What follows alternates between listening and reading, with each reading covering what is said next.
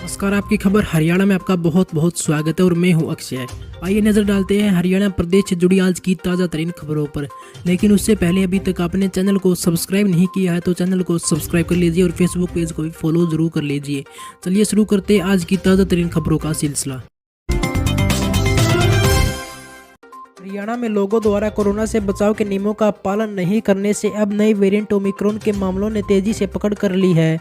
बीते गत दिवस प्रदेश में ओमिक्रॉन के 23 नए मरीज मिले।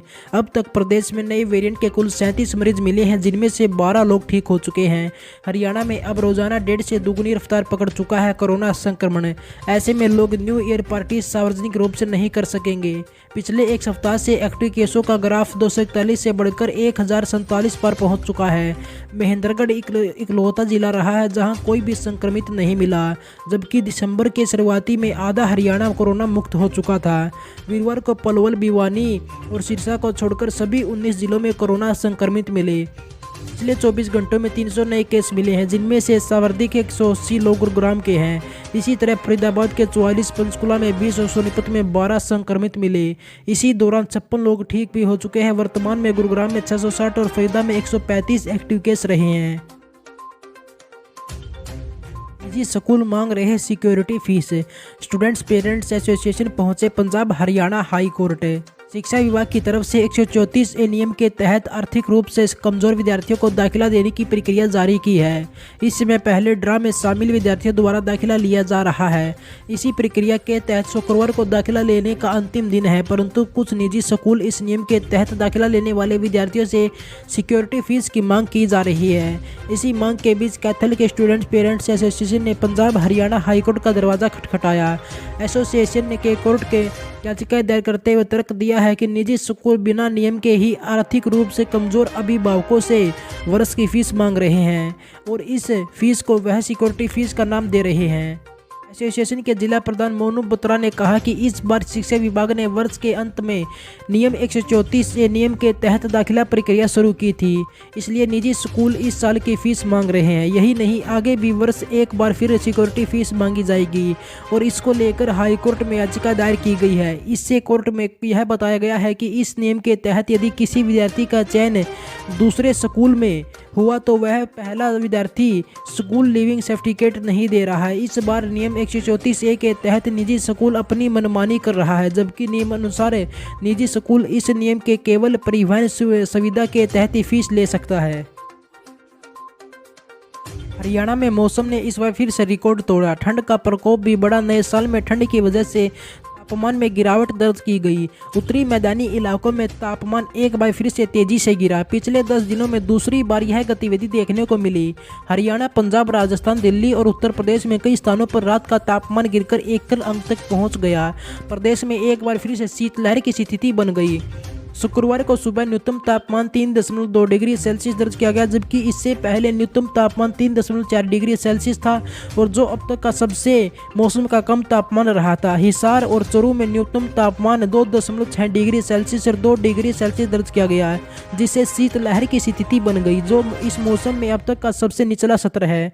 हरियाणा के करनाल ने मेरठ में समानांतर 3.2 डिग्री सेल्सियस का संयुक्त रिकॉर्ड साझा किया है।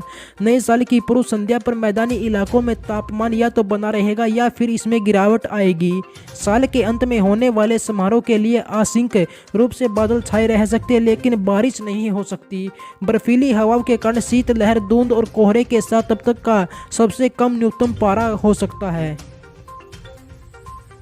कोरोना महामारी से राहत महसूस करने वाले लोगों के लिए अब फिर से खतरा बढ़ा।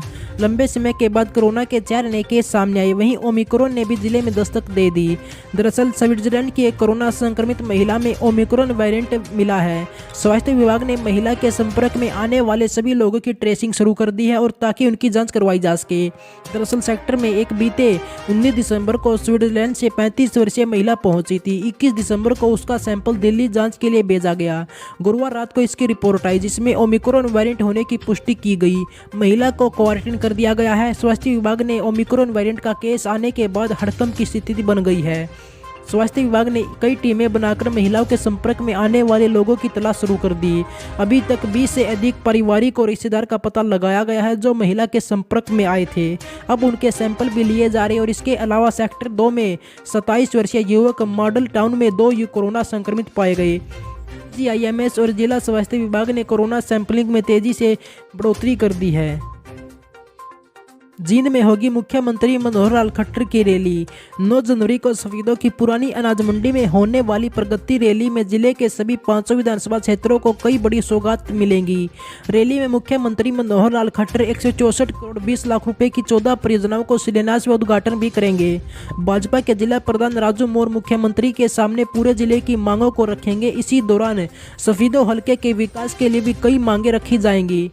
मुख्यमंत्री सफीदों के बने सिटी थाना व खेड़ा खेमावती में बनी महाराजा जस्सा सिंह आहलुवालिया ITI का भी उद्घाटन करेंगे। सफीदों में सिंचाई विभाग की ओर से हांसी ब्रांच नहर के 57 करोड़ 12 लाख रुपए से हुए पुनर्निर्माण का भी उद्घाटन करेंगे।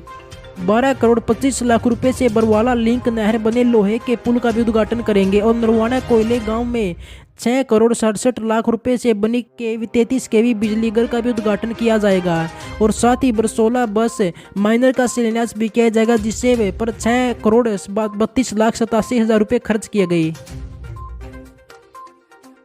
हरियाणा के सोनीपत जिले में लगी 4 फैक्ट्रियों में आग। दरअसल राय औद्योगिक क्षेत्र में एक फैक्ट्री में रात को आग लगी और आसपास की 4 अन्य फैक्ट्रियों में भी आग फैल गई। आग लगने का कारण शॉर्ट सर्किट बताया गया।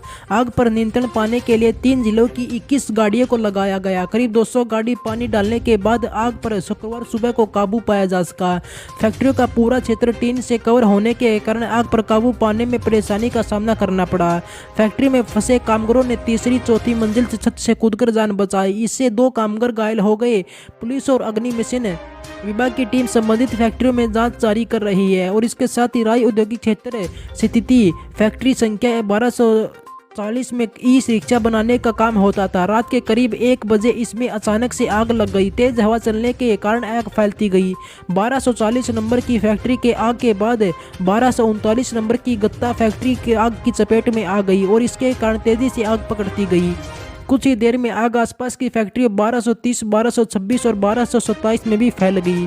आग लगने से कामगारों में भगदड़ मच गई। कामगारों ने दौड़कर जान बचाई। कई कामगारों ने फैक्ट्रियों की दूसरी या तीसरी मंजिल से कूदकर जान बचाई। कूदने में चोट लगने के कारण दीपक और नंदू नाम के 2 कामगार घायल भी हो गए। उनको निजी अस्पताल में भर्ती कराया गया। आसपास की फैक्ट्रियों के मालिक भी रात को मौके पर पहुंच गए।